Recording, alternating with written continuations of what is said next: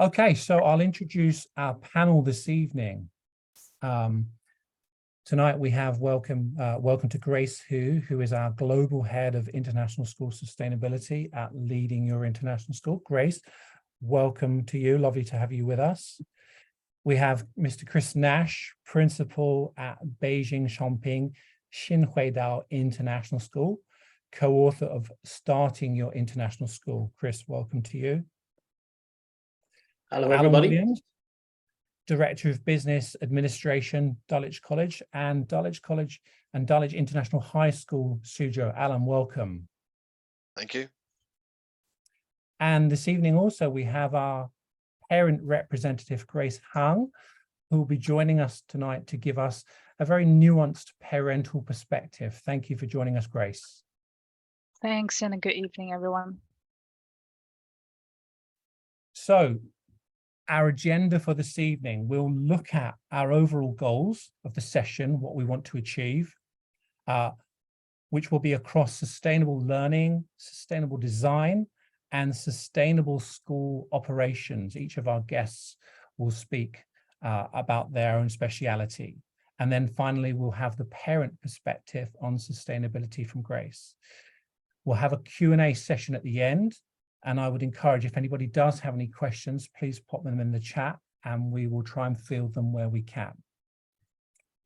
Our session outcomes, what we want to achieve. So we want to try and reimagine the contribution of sustainable thinking to your curriculum and your pedagogy. We want to understand why sustainability and environmental, social, and governance, ESG, more commonly referred to, is important, particularly in our international schools. And we want to begin to develop sustainable design ideas for your international school. And obviously, finally, we want to be realistic when setting sustainability goals with limited resources with your school. So I shall hand over now to Chris, who will begin our first section on educational transformation for sustainability. Chris, welcome and over to you. Yeah, and of course, can I first of all welcome our guests and say thank you for joining us. And secondly, can I say thank you to Andre and Grace as the Leading Your International School representatives who are making this focus on sustainability, which I'm very happy to support.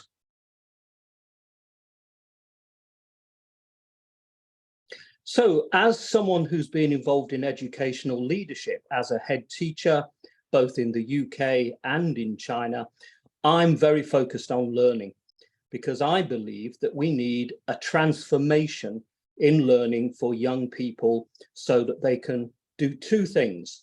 First of all, they can learn about sustainability. There is a great deal that's happening in the world that is moving in the direction of sustainability. Young people, I believe, have the right to learn about that. But I also think there's another challenge, which is learning for sustainability. In other words, learning how to live and contribute to a sustainable society. And if we look at the image that I've attached, I think we can understand why. All around the world this summer, there were extreme climate events, which saw things like the wildfires that you can see in the photograph. But what interests me about this photograph is not that we've just got climate fires from the emergency, but it's the reaction of the people who are on the beach, who have an almost indifference to what is going on. And I do think this sums up where the world is at the moment. We now know that there is this climate emergency. We know that we need to make a transition to sustainability, but we don't know how to do that. And what we would like to do today is to offer some leadership ideas on how we can begin that transition.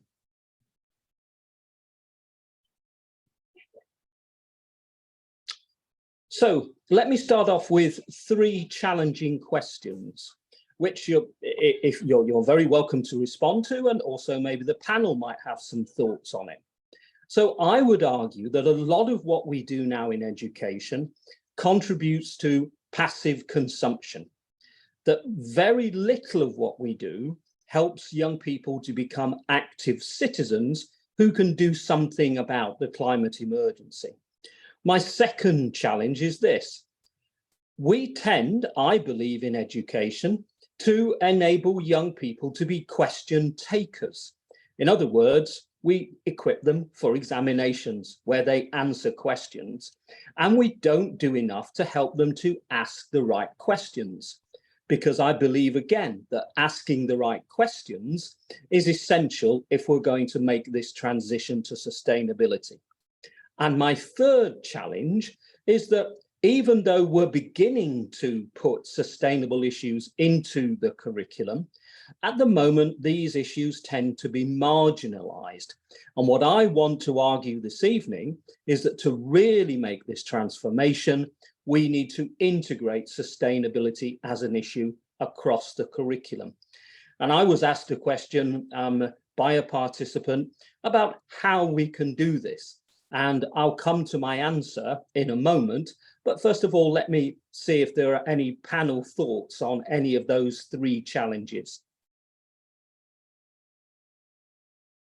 Yeah, Chris, I'd just like to respond to one. I have to agree with you about the question makers. From my perspective, I'm always looking for the data to prove information. So when the students ask the question, we have it there. And I just don't think in schools at the moment we have the base data of knowing our current school environments. So I agree we need to make them question makers, but we need the information to be able to tell them.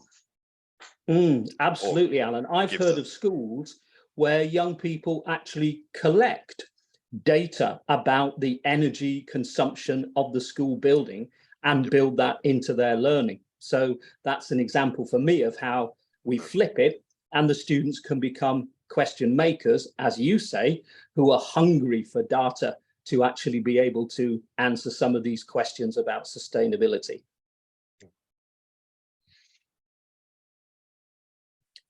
Okay, let's move on and think then a little bit about how we might make this curriculum change. So what I'm arguing, everybody, this evening is that we need to think of sustainability in the curriculum as environmental literacy. So that means it's on the same level as, for example, if we're working in an international bilingual school, we would have English as a form of literacy across the curriculum. So therefore, every subject then begins to support the development of environmental thinking. We call it environmental literacy. What we have to do then is to make sure that it's all joined up and it makes sense, so that as the students go from their history lesson to their science lesson to their maths lesson, they're getting a coherent program of environmental education. I also argue very strongly that critical to environmental thinking is the ability to be able to think locally about what's happening in your own school and you're in your own local environment, but also to be a global thinker who's aware of how curriculum, of how environmental issues, environmental change is making worldwide or planetary impacts. I think that's increasingly clear now that climate change is a global issue.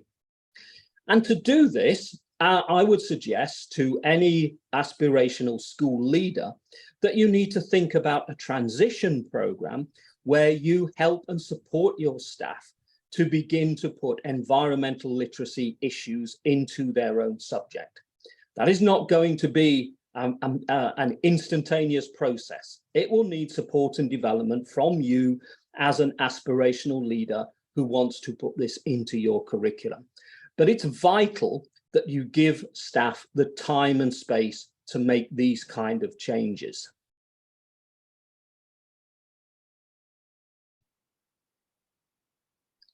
I also think that we need to look at the same time at learning models.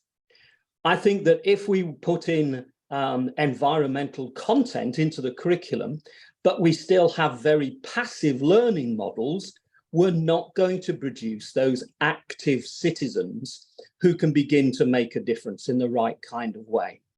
So I think we need to make sure that what we're doing on environmental literacy links into other aspects of our active learning in school. We need to avoid the trap of just thinking of the environment as a new curriculum area that we're going to introduce. As I've argued, I think it is environmental literacy that can be understood from a variety of curriculum perspectives. I think as well that we can look at our language across the curriculum. One of the strengths of international schools is that they are often very, very focused on language. They have to be, as schools with bilingual learners. So why don't we make sure that our language across the curriculum content also enables young people to become articulate and advocates for environmental change? It gives a lot of purpose to our work, for example, around debating. Why don't we make sure that when we have critical thinking programs in school, when we have creative thinking programs in school, that we link these as well to environmental issues? Again, it provides a real life context for many of the important skills that we want our young people to develop.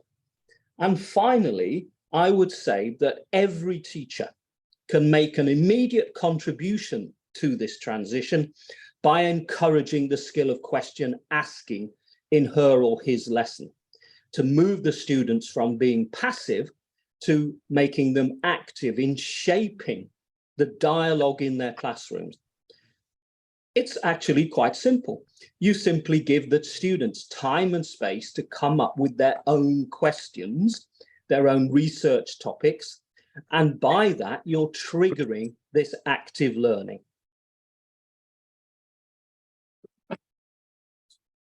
Okay, I think we're going to move on now to quickly look at some research that was done at Stanford University. This is real case example stuff. They spoke to schools and they found out that these three things really made a difference. Number one, focus on local environmental issues. So give your students the time and space to look at things locally that matter. And there's the example of analysing a pizza and the carbon footprint involved in the delivery and construction of a pizza. It's very simple, it's very local, but it teaches them real issues. Secondly, they found out that environmental education takes off when you work with scientists and other experts. And there's an example there of UK students who worked with experts to research butterfly populations in their local area. And finally, the Stanford University research found that we need to look at these action points. Again, they support what I'm saying, that we need to enable the young people, I would say empower, my word is empower, to actually make change at a local level following their environmental research. So there's some evidence there from Stanford University of the sorts of things that can really make a difference. In the final part, I want to move on to talk about environmentally active citizens. I would argue that this is a key outcome for our sustainability education. So we want to enable the students to work with environmental groups within our local community. We want them to develop their own small scale but high impact projects, learning by doing. We want them to take part in environmentally responsible projects on the campus. Start very local with your school campus and ask, what can we do to make sure that our campus is more sustainable? And finally, I want to remind us that when we do these active learning projects, we need to build in time to reflect. And I would argue very strongly that we should be trying to enable students across cultures, across international settings, to reflect and think together. And my final point to share with you is around the importance of outdoor education.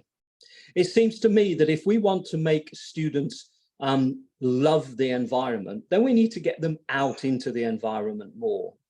So I think I would like students to understand that being active in the environment is a critical part of mental health, physical health, and well-being. For example, I wonder how many of us are familiar with the Japanese idea of forest bathing. Research in Japan has shown that just spending a small amount of time walking through a forest, noticing what's happening in the environment around you, has enormous benefits for mental, physical, and well-being. So it's actually quite an important practice that if you have a forest area near your school, you can introduce. It doesn't have to be a forest, it can be other natural environments. We need to think about students valuing the natural environment within both the campus and the local area. We've got this important idea of rewilding.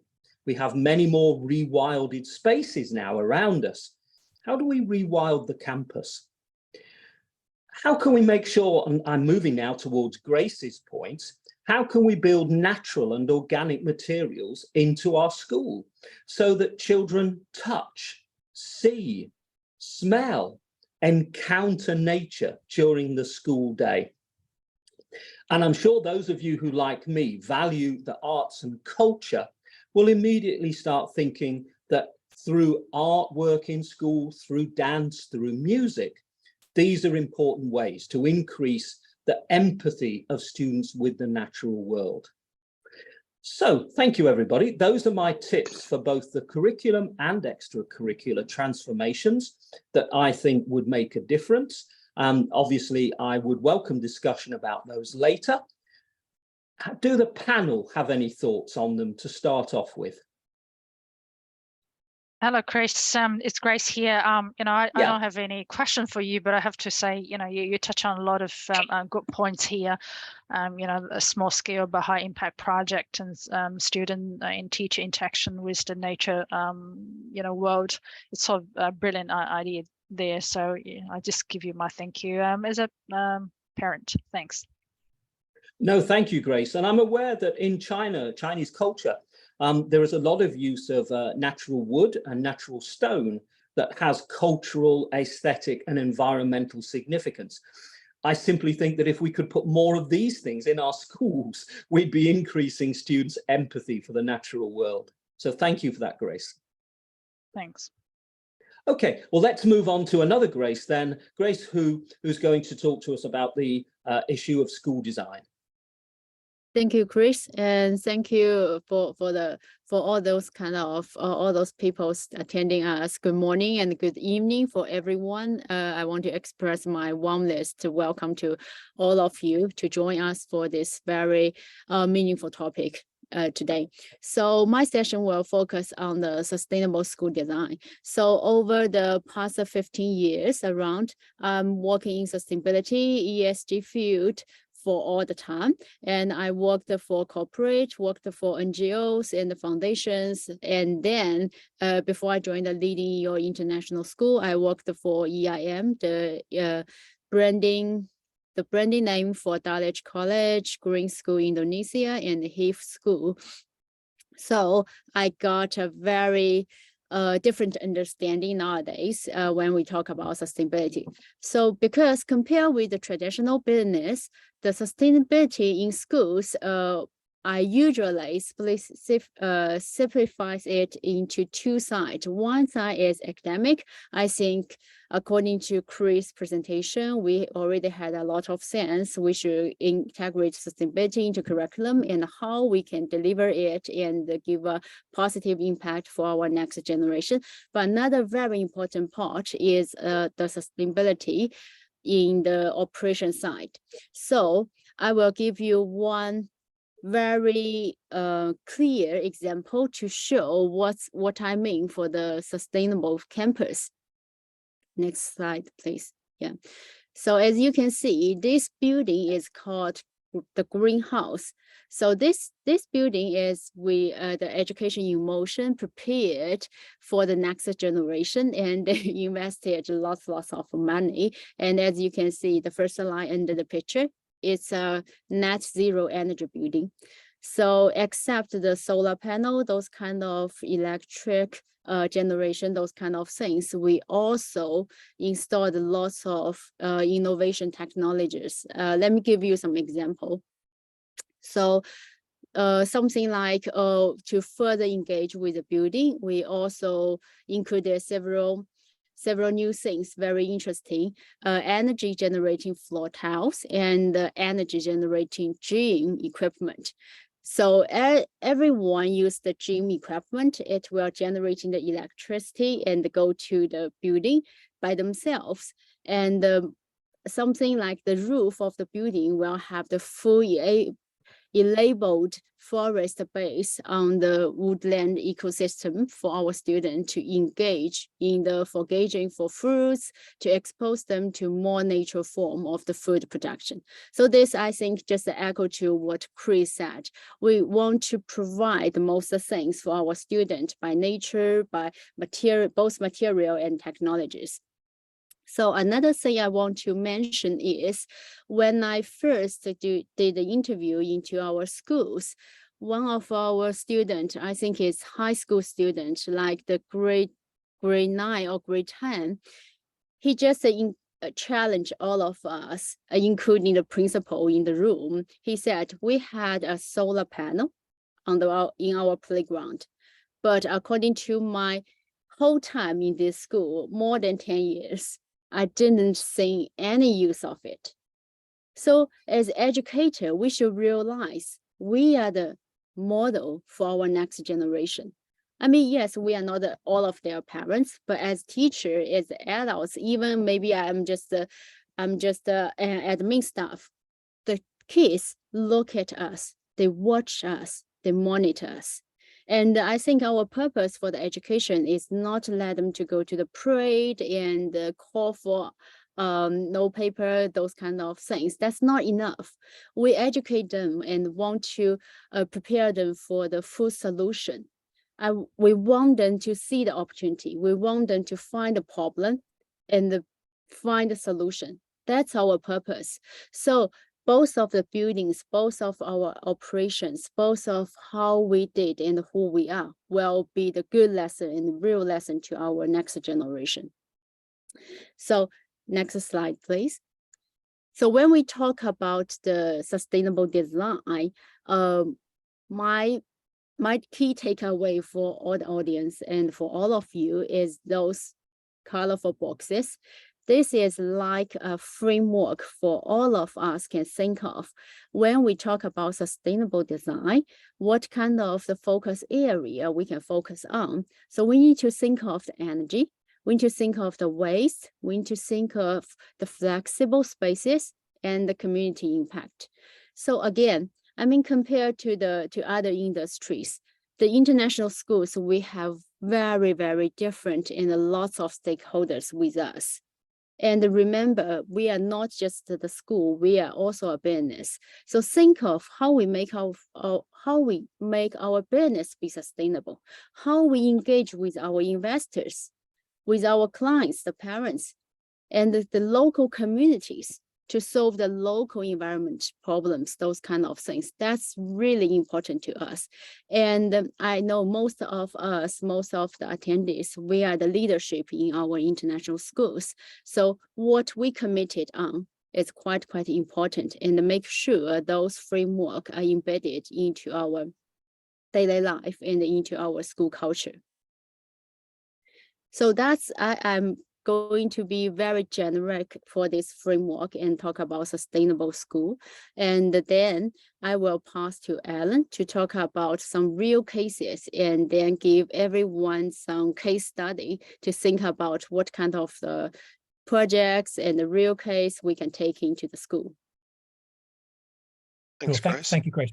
Thank you, Grace. Sorry, Alan, to interrupt. Just before we hand over to Grace, just had a great question in terms of potential savings from sustainability school design. Grace, do you think that ultimately the savings that are generated from sustainability and sustainability school design, do you think these savings should be handed over to parents, you know, and presented to them in future as models of good practice, the savings, the financial savings that we hope to make from sustainable school buildings and their design?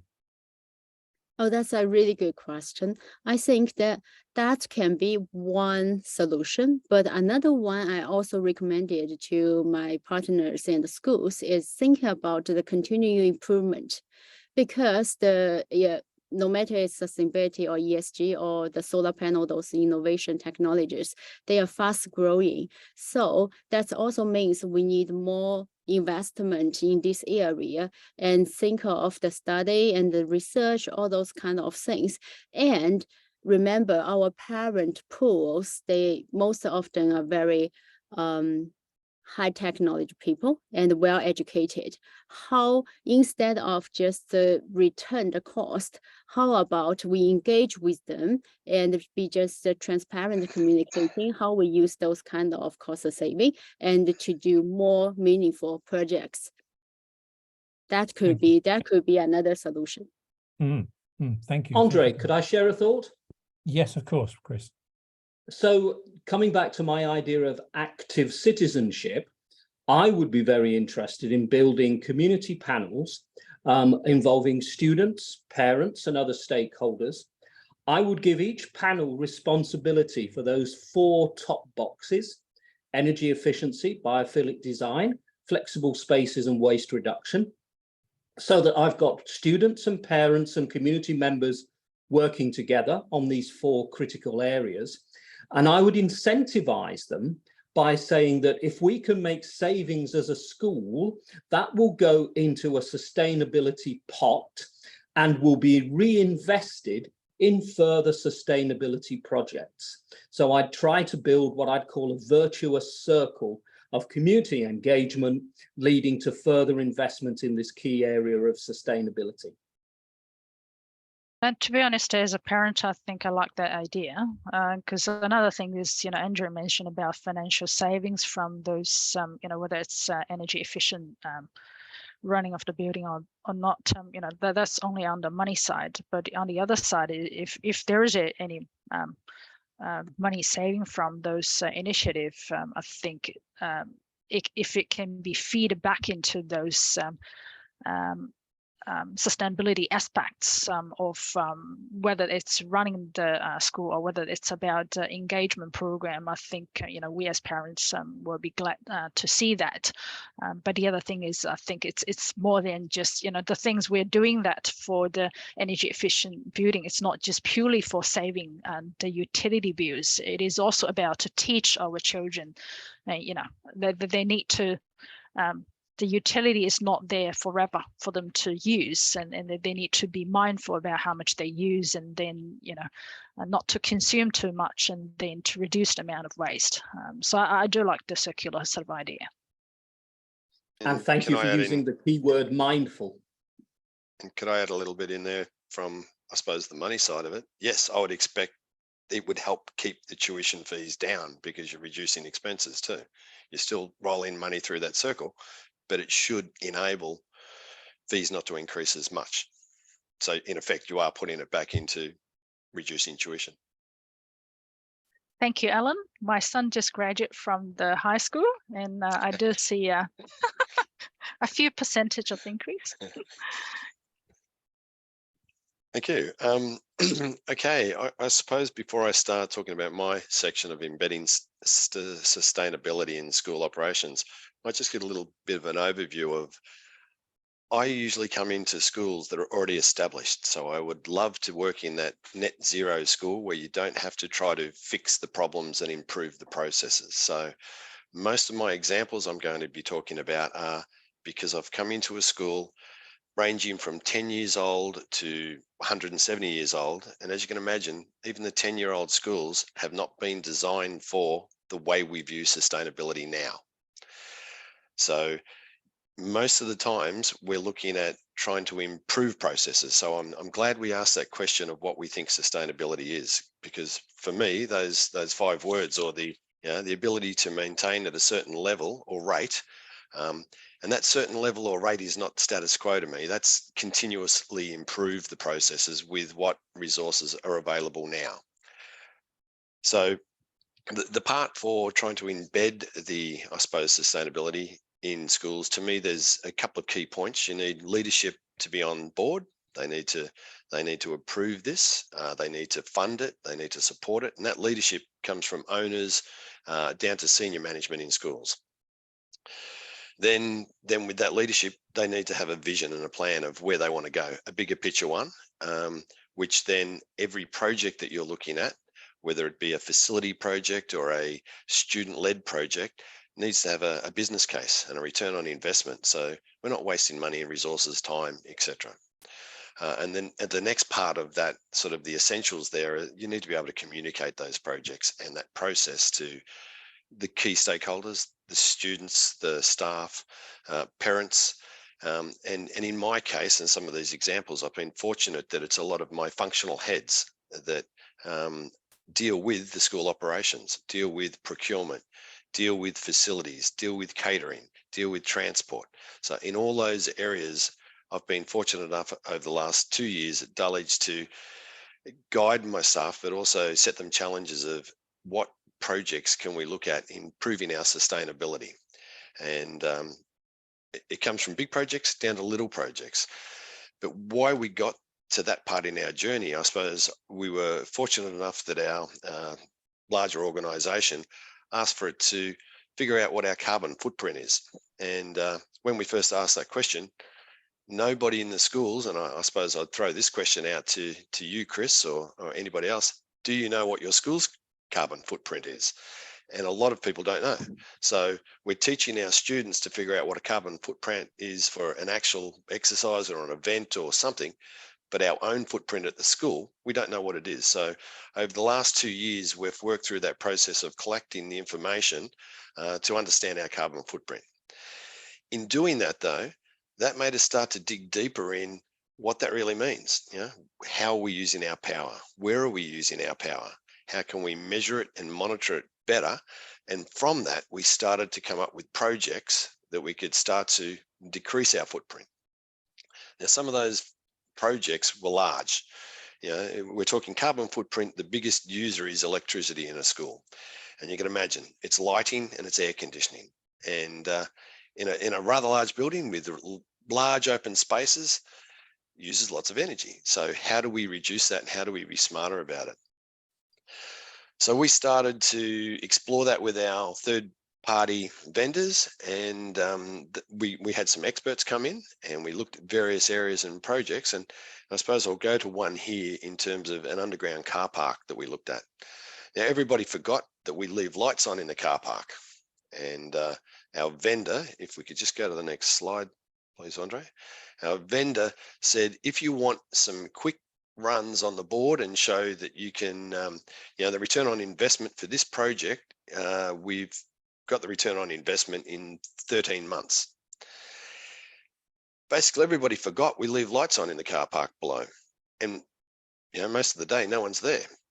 So we put monitors on for motion detection. We change the lights to LED lights. And when people are not in there, the lights dim. We save 75% of our power use. It was really scary how quickly we could show and give an example of a project by just utilizing the lighting. So we then started to explore, and we're moving through with the Aquila company and with Aiden to explore various parts of our schools where we put smart meters in and where we change our lighting. And some just really easy examples are open corridors or large spaces where of a night time, usually classrooms are turned off, but the hallways and the open areas. So it's just systematically working through a bigger project, breaking it down into bite size. But to do that, we had to then start to talk to experts and look at the technologies we had in place and look at upgrading some of our smart technologies. Because as I said, I'm working in 2 schools at the moment. One's 11 years old and one's 15 years old. And 11 years ago and 15 years ago, this technology wasn't considered.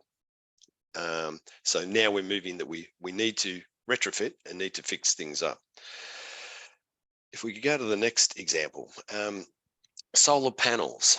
Now, this one, most people go, let's put solar on, but a lot of facilities are not designed to actually put solar on the roofs. And lots of international schools are limited by their footprint, whether it be on a building or the open areas of where you put solar. So in designing your buildings, a good recommendation would be make your roofs flat so you can put solar on. Think about it then.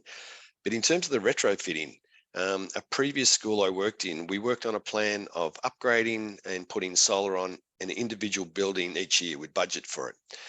But back then, and I'm only talking 7 years ago now, back then, there weren't battery capacity to save some of that and keep it at school at all. The power was either used in the school or went back to the grid. And we were going, well, why can't we keep more of the power here and not still rely on the grid of a nighttime to run our facilities? But again, I'm talking 7 years ago, the technology wasn't there in batteries. 2 years later, and this comes back to a project that I put on in my own house, we put solar on the roof and we put batteries in. So if the power goes out for 24 hours, you've still got power from the battery. So the technology changes very quickly. And I suppose in terms of schools, you need to be adaptable. One solution doesn't fit all, and it still needs to be dynamic, I suppose, in that sense. If we flick across. Now, this is just another utopia example of sustainability. It's a school I visited in Portland. And when you walk in, it's sort of a very stark feeling to start off with. Floors are all just polished concrete, windows double glazed, a very natural look. They don't have any heating or cooling. The only thing that they have is the natural light and sun that heats up the rooms from the way the windows are positioned. And the building actually heats up from body heat from people. And it's been designed that way that the biggest thing they have to do is they pump fresh air in to cool things down and circulate the air through the building. So this is a location that gets very cold and gets warm in the summers and things like that. But this building regulates its own heat, and it's really just by movement of air. So if you ever get a chance to go there, it's specifically designed similar to what Grace was talking about before. It's built to be, sustainable and zero effect in that sense. I suppose I haven't really, before we get to the takeaways, talked about some little projects. Some of those bigger projects, you've got to look at breaking them down and looking at the little steps first for the return on investment to prove you can do it. And for me, once you've done that, you can also then give that information to teachers and students to actually use as teaching tools, because we have the data at the school then to be able to say, this is how we can do it.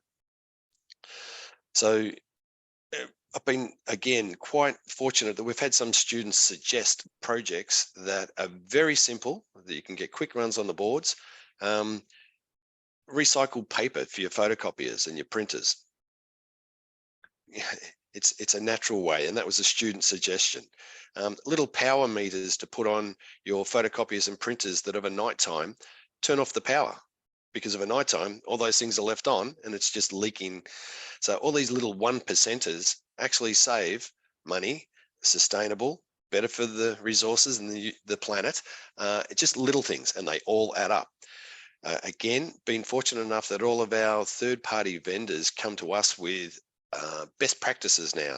So we work with a catering firm called Sodexo that we have a regular meeting about what practices they put in at other schools that potentially we could use at our school. Now, not all solutions work in every location, but they've come back with quite a few good ones, and even one that the coffee grounds, and I like my coffee like most people, at the canteen when they serve the coffee, they keep the coffee grounds and put that in a sustainable bag for students and staff that they can actually take them home and use them as mulch and put them in their gardens or plants, which I have a few here in my own crop. So it's those little things that help along the way, and they came with the suggestion which helped, and the students grabbed hold of it as well. So every third-party organisation, I suggest you talk to them, because they're on the same page as we are as well. In terms of being realistic when setting your sustainable goals with a limited resources, as I said, usually when you look at some of these problems, they are big, and the return on investment on some of our projects, if we were to fully deck out some of the buildings with automation to regulate the lighting and the air conditioning, it would take 15 to 20 years of return on investment to get that back. If you look a little bit deeper, you can start to delve down into smaller projects that will still have little wins, and that adds up. So, and by the time that's added up, technology will change, and that return on investment when you do put some of that technology in will be down again. Know your carbon footprint and understand the data. That to me was the key one that got us starting to dig deeper into areas where we could improve. And again, on a regular basis, we now put information into a system that tells us where we're tracking and whether we're reducing our footprint. I'm very interested to see how it goes, because the last 2.5 years we've been operating a school in an environment of COVID, where we've been at school, online, not running specifically as a school with people on site using the facilities to the maximum. So over the next 12 months, we're back to running normally. So I'm wanting to see some of the practices we've put in place. Have we kept that footprint down? And again, areas where we can start to analyze the data. Seek best practices, and when you're implementing sustainable projects, actually ask for advice from the experts. But similar to events like this, go online for webinars, go seek from your peers best case examples at other schools. Not every solution is going to work in your school. Seek advice. There's lots of solutions for lots of things, but not only in schools too. Look at other areas where some of these practices can be implemented into schools. I suppose I've already mentioned, every sustainable project or practice, no matter the size, counts. A classic example in schools, and I think probably every office building, is everyone leaves and forgets to turn a light off, or everyone leaves and the air conditioning is still running. I've worked in schools where some people open windows of air-conditioned buildings that are supposed to be closed, and close windows of air-conditioned buildings that are supposed to be opened. So power is used the wrong way and the resources used the wrong way.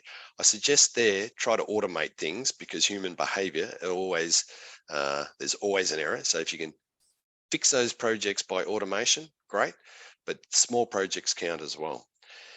The focused dreamer part, not too sure if that's the right word of what I was trying to say, but be focused in terms of your plans, but also still dream about those improvements of sustainability. As I said, I come into school to fix problems, and it's usually problems that we can fix, but the flexibility, and I allow some relaxability. It's supposed to be flexibility there. Sorry about that one. Things change, and the example of the batteries for solar to me was one. When designing something, when we first talked about batteries, we were going to need another classroom to put batteries in for our solar. Now the same batteries are about that thin and can go along a wall, and it's a different scenario. So have that flexibility in mind when planning. And I think probably, Andre, that's me for the moment. Before we actually, I do have one to lead into Grace's. We did try 3 years ago, a student-based project that was called Paper Gone, led by one of our students that really wanted to use less paper. And it was just before COVID started. The pushback we got was actually from the parents, because the parents weren't up with the technology, and they actually wanted paper reports and paper coming home for student homework. So the students were actually, the school was endorsing the Paper Gone aspect of things, but the parents weren't with it, because they also come from a generation where they didn't have technology and they also expected paper.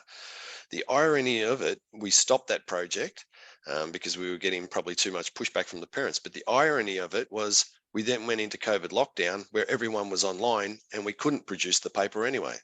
So it's a bit of a catch-22. So I'll now lead in with that one to you, Grace, to talk about parent-student engagement and perspective. Cool.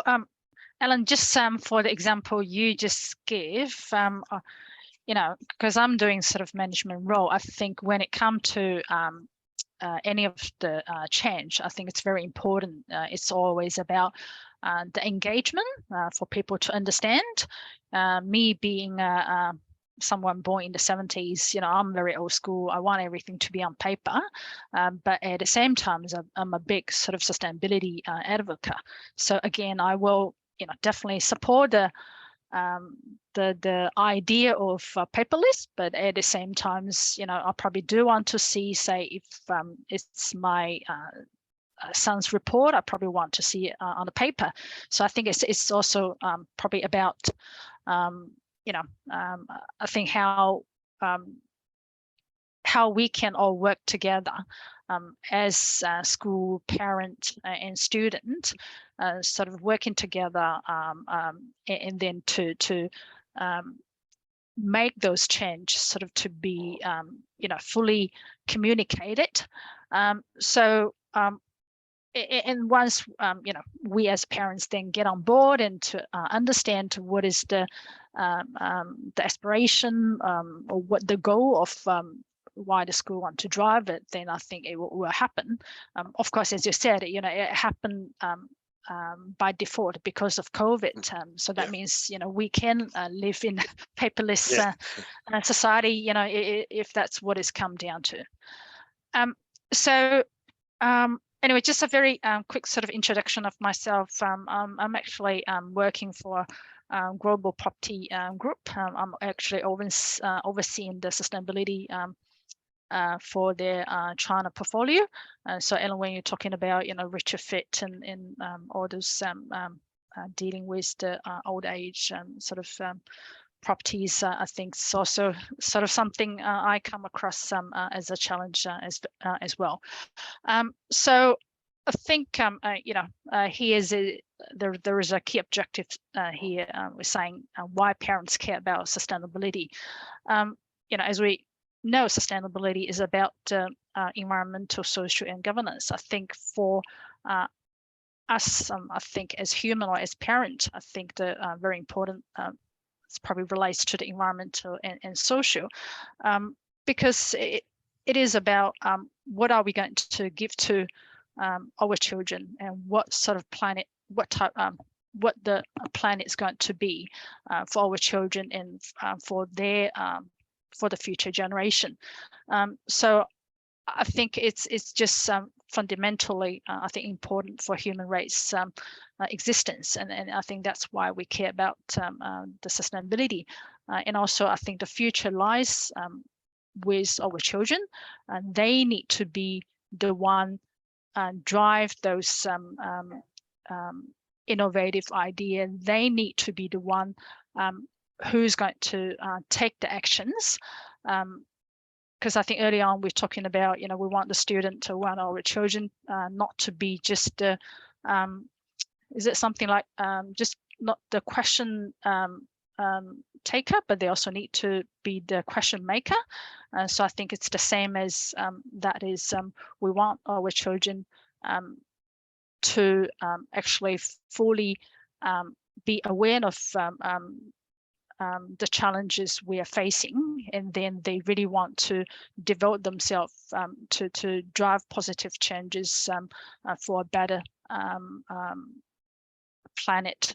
So I'll probably just give us 3 words as to how we can work together, whether as a school, parents, and student. I think it's about engage, educate, and empower. So I think that's sort of link us all together as a group, and then we can drive those positive changes and positive impact, yeah, for Mother Earth. So that's all from me.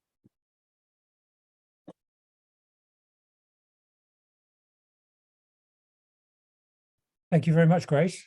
So we've heard from each of our 4 speakers now. So I'd just like to open it up to any questions. Yeah, obviously we're a small group now, so if there are anybody in the audience that has a question, and if you'd like to specifically direct that question to one of our panel, then now is the time.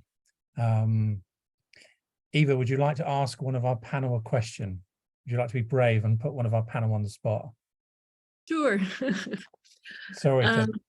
No, it's fine.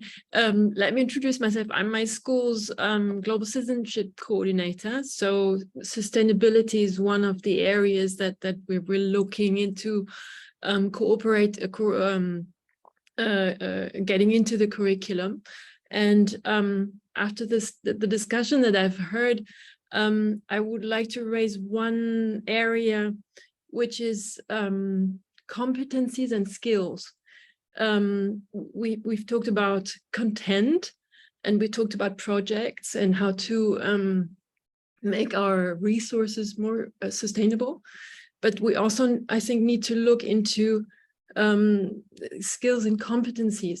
We talked about empathy, and where we are at as a school right now is to figure out how do we incorporate this into also our assessment. Because if we say that we incorporate this into the curriculum, then we also need to look into how do we assess it.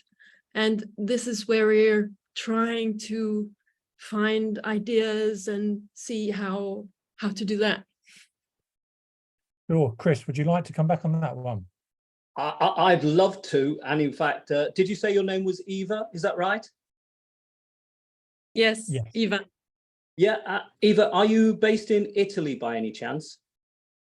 I'm in Cyprus. In Cyprus. The reason I say Italy is Eva is because I believe I've been told by some Italian colleagues that Italy has recently made some advances in this area in introducing the issue of environmental education across the curriculum, and also in having a framework for assessing it. So I'm trying to find out more about that myself. I'm actually trying to do a PhD study in this whole area. So I'm very happy to share that information with you when I find it. I think you've put your finger on something very important, Eva, and it's quite a difficult issue because, you know, often in schools we only value what we can measure, and I'm not sure how measurable in any concrete way this is. So it is a real dilemma. However, there are existing courses that do give an assessment framework. So, for example, I am part of the Cambridge Assessment International Education. Cambridge Assessment International Education has a course called Global Perspectives. And if you're interested, have a look on their website, have a look at that course, because it does allow for the assessment and certificating of the soft skills that both you and I are interested in. Okay, so that's one way. I am in an ongoing process of looking for ways in which we measure and feedback to young people on this sort of work. And one of the things we're going to do at the end, Eva, is to share some contact information. And I would be really happy if you and me could get in touch, and we will continue the work ourselves. Who knows, we might even design our own assessment framework and share it with the world. So thank you, an excellent question. Thank you. Thanks very much. Rizky, do you have any questions at all that you'd like the panel to field? Well, sorry, I was late. Hello, everyone. Thank you again, Andre. My only question is that the only thing that we're struggling because I'm in China right now at the moment, and it's trying to influence the key stakeholders, you know, to be able to move forward with this sustainability environment, because we have presented the numbers, and it was actually good numbers, you know, within what Alan mentioned earlier. However, they just lack of will in terms of getting the sustainability. How do we influence them to ensure that they are able to see the benefit of becoming a sustainable school? Okay, Alan, I can. Oh, sorry, go on, Grace. Please go ahead. Okay, I can ask this one, I think, because I got plenty of experience in negotiating with parents and engage with them. So several ways, just for your reference. So first of all is transparent communication, because let them to understand what we concern and why we think of the global citizen or sustainability. I mean, some of the schools we are going to the IB curriculum. So that's one of the competency and the courses we need to follow. So that's they will take care about. And not only China, all the Asian part, we have the parents, we call them just like tiger parents. So tiger mom and tiger dad, they require everyone to be the best. So what's the best? How to define the best? Money can be one judgment, But another thing is maybe for them is, okay, I need my kids go to the Cambridge. I need my kids go to the Oxford, those kind of things. So then we can turn to the application. So I got lots of conversation and the research can support with the university counselors and admission part. If one application provided with very clear proposal, with the solution or the key interested in the solution in the hottest topic, that's what we call sustainability. That's the only topic. Now, all the countries can sit down, peaceful, talk about climate action. So those kind of applications with good prepare and the intention will be the high quality. So that can be that's not the final target for us to engage with people, but that can be the start for us to build a relationship with parents. Then parents will think, okay, that's the topic will influence my kids' future. That will influence my kids' application. Let's use that as a start. Then engage with the parent and then find a win-win situation with them. For example, like if we install some good innovation technology, that's not only good for the cost saving, that's not only good for the decent looking, that's also build new technology and new learning for your kids. And the plus, think about if those kind of technology companies, they can provide some internship, they can provide some real case study, then the parents will think of, okay, our tuition free worth it, something like that. So try to bring the win-win situation. And last but not least, be very close to the local government's policy. So far after the 30-60 policies, I mean the carbon things in China, not only the nation entities take care of those kind of things. The 5 Fortune, the multinational companies and both private or local or joint companies, they all have target. So it will go very, very quick. Just to be on the boat and take everyone on the same boat with you, then they can understand. I promise you, the Asian peoples, the only problem is they don't understand it. Once they understand, they do super, super quick. Hope that answer helps. Alan, if you got anything want to add? Yeah, I'd just like to add. I'd also like to add a thought. So after you, Alan. Yeah, just in the context of the the environmental, social, and governance reporting framework, if your owners or senior leadership are working within that framework, which most organizations should for all the obvious benefits, I would use that framework to highlight the benefits of the projects you're trying to put in place. And back to similar to as Grace said, regions, countries, everywhere have certain goals for net zero. Most organizations do too. And through that environmental reporting, you can get your projects to start developing towards those goals. So I would use that framework. I know that's how I've used it anyway, to get some of those projects in place. We can talk further offline at a later date if you'd like. And then finally, to share my thoughts, which are similar to my colleagues, I think there are 2 points. The first is what I would call utilitarian, and that is based around learning, because I believe that if we follow some of the ideas that I've put forward, our students will become better learners, therefore they will achieve more highly. And I can tell you, I'm here in the UK right now, every UK university has sustainability near the top of its agenda. So if our international students are approaching the universities with knowledge and understanding in this area, it is distinctly going to be advantageous. But I also think that we need to be aspirational.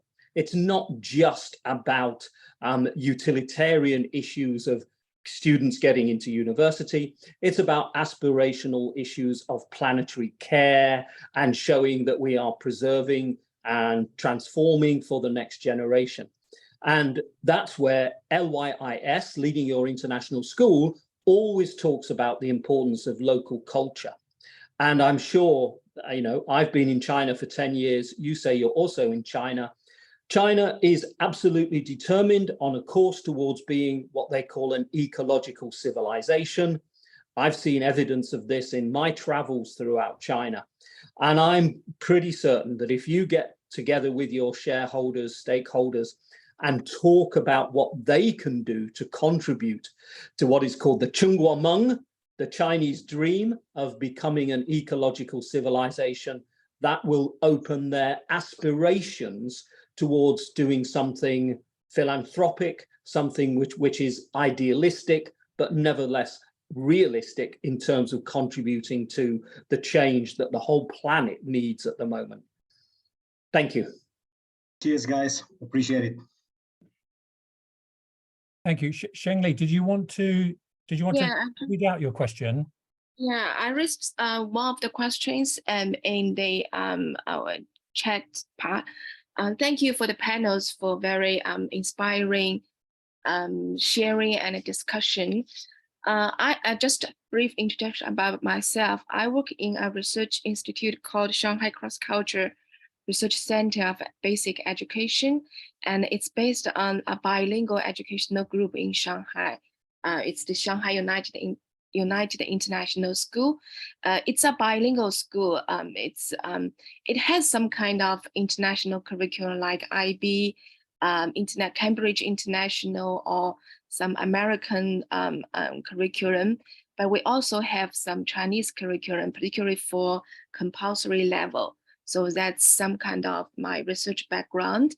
It's very interesting to join this discussion because like the sustainability, it's a quite important topic, as I think Andrew also mentioned at the first slide of the PPT about the 17 things, right? So it's also very much emphasized by the Chinese government policy about those international understanding issues, and a sustainable development is a very important part. So there's many, I don't know, it's discussions or questions about how can this big topic can be implemented at a school level so that teachers can understand it, and then students will do some project or maybe will be embedded in their daily curriculum learning. So yeah, so I think today that all of the speakers raised several questions. I think it's so good questions because I also met some of the questions during, I am doing some projects relevant, similar. We do not focus on sustainability, but we focus on those students' comprehensive literacy. So we try to promote their learning skills or those comprehensive skills by different projects. And so those sustainable projects is part of them. Like energy is the project that I did together with teachers in one of the schools. So my question actually here is, I think we have the parents' perspective here, we have the principal's perspective here. Actually, the most challenging thing I met when I did the project together with the teachers is their time investment. Because particularly for middle school, I think for primary may be relatively okay, because primary they're not so disciplinary or subject specific, and then teachers are homeroom teacher, so they have those cross subject time for the students to do their project. But if for middle school, I haven't tried high school so far. Maybe they can do after school, like the CCA or some other time. But if within curriculum project, the teachers will have not so much time to discuss or we tried to set some meetings each week to have some collaboration and then discussion on the topic, how we design the project and how can students can have time to implement it. So my question is that, so just I listed here that how much teachers from different subjects can be engaged, like for this project, either for designing or for those implementing stage. Yeah, thank you. I don't know if I make myself understood. Yeah. Definitely. You did. Andre, can I have first openings on this? Of course. Thank you. Yeah, first of all, thank you for an excellent question, which I think goes to the heart of when we talk about curriculum design and change. I can't give you a direct answer to the question you ask, but I can parallel it. So it's about leadership. It's about the skills of leadership and change management. And one of my most exciting jobs is when, as a school leader, I was challenged with developing literacy across the curriculum, which is something you mentioned. So my remit was to help every teacher in the school, whatever high school subject they were teaching, also become a literacy teacher. Now, that was an equal scale of change as making every teacher into an environmental literacy teacher. And I have to say that the change process was long and difficult, that just as you have already said, some teachers will be resistant to this because they will always prioritize their own subject. What I found I had to do was, first of all, just like with children, break it down into bite sizes so that the change process became step by step rather than an enormous leap into the dark, which teachers were very unhappy to do. Actually, it meant working with teachers one-to-one or in very small groups so that they felt individually supported, just like children. It's all about learning. And that very often I got change when you modeled in the classroom what the change looked like. So instead of talking in an abstract way about what being a literacy teacher meant or an environmental literacy teacher meant, you actually showed people examples in the classroom. And that, I found, was the biggest trigger of change in developing teachers' confidence in this whole area. Finally, I would say that you need to win over the children first, because ironically, if you're sending children into these new lessons and the children are resisting the change and saying things like, why can't you just teach me science? I want to just pass my science exam. I don't want to know about zero carbon. Then the whole project will be frustrated. So a lot of my time was also spent very carefully and patiently working with the children about why actually, if they got on board with, in this case, English literacy, but I would extend it to environmental literacy, how this would benefit their learning, their achievement, and their future opportunities. So I think while we're working at the level of teacher change, we also need to work at the level of student change and, of course, at parent change, because then even if you get the students moving in the right direction, the teachers moving in the right direction, and the child goes home and says, Mum, I thought I was in a maths lesson, but all they were doing was talking about wind turbines, well, then you've got another potential barrier. So you need a multidimensional approach. The good news is that I did achieve, or we did achieve, the transformation of the school in the direction of literacy. And I'm very confident that if we have this good leadership, which breaks things down step by step and really engages with people and takes them with us, then we can do the same thing with environmental literacy.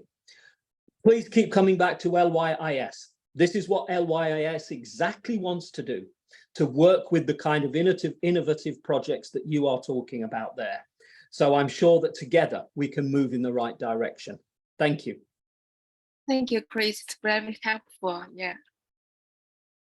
Thank you. Yeah, thank you very much, everybody. So, we have some recommended reading here at the bottom that Chris has composed together. So we'll send out the slide deck for you all. And obviously, if any of you would like to be involved in any future webinars on sustainability, then please do get in touch with us. You know, we are always looking to partner with people, you know, who have great ideas. So either if that's something that is, you know, might be of interest to you, then please do come back to us. And back to Grace as our lead on this area of sustainability.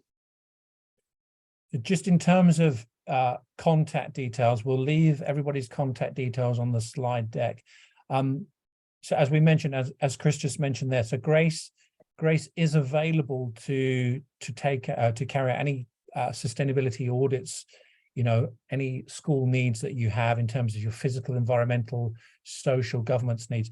Grace, if you just want to mention briefly what you do with schools and how you do it.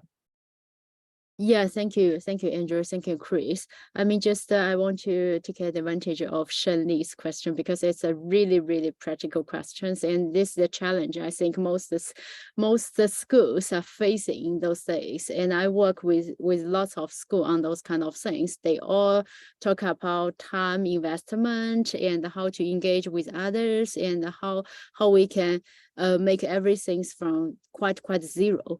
I totally agree with all the Chris talking about and the fabulous conclusion in our chat box about the several stages when we talk about the change management initiatives.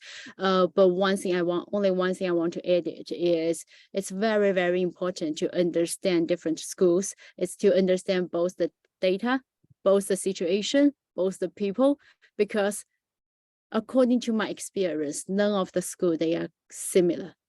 Several schools, they all call Dulwich. Dulwich Suzhou, Dulwich High School, even Allen understands that best. Allen got 2 schools. They all call Dulwich Suzhou, but one is Dulwich Suzhou, the other one is Dulwich High School Suzhou. So the difference we can all imagine as we are all educators.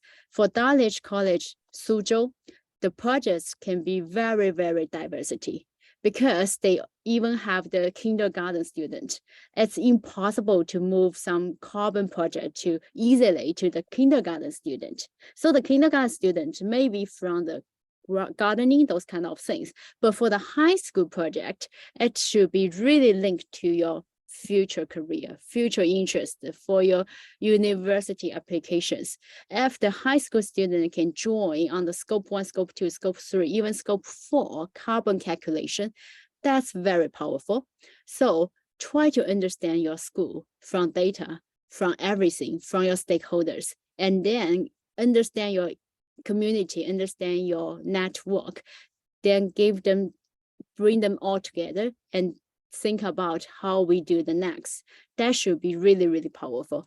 And another thing I really thanks to Eva talk about the global citizenship competency.